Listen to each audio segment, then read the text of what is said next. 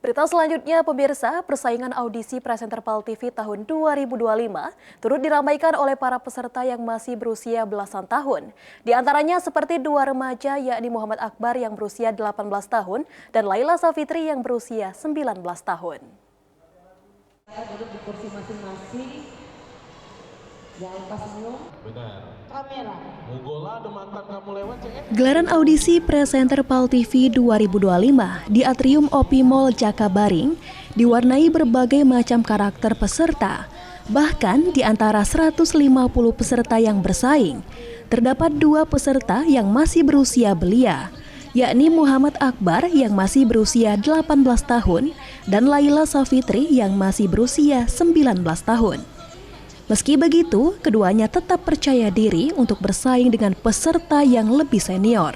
Muhammad Akbar mengaku jika dirinya merupakan mahasiswa semester 1 Politeknik Kesehatan Kementerian Kesehatan Palembang dan aktif dalam UKM Public Speaking serta organisasi sejak SMA. Dengan persiapan yang dibantu pembina UKM kampus, Akbar mampu tampil dengan penuh percaya diri. Umur saya sendiri 18 tahun, Kak. Kenapa sih minat ikut jadi presenter?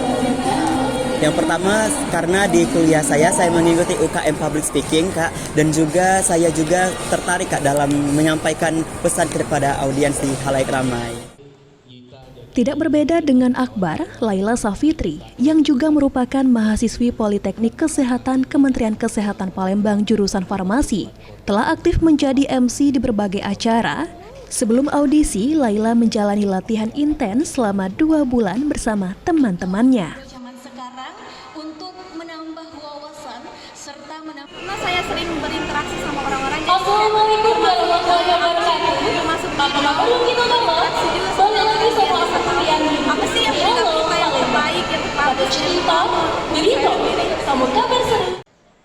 Akbar dan Laila berkeinginan dapat memasuki tahap 50 besar dan dapat meningkatkan lagi kemampuan untuk tahap selanjutnya.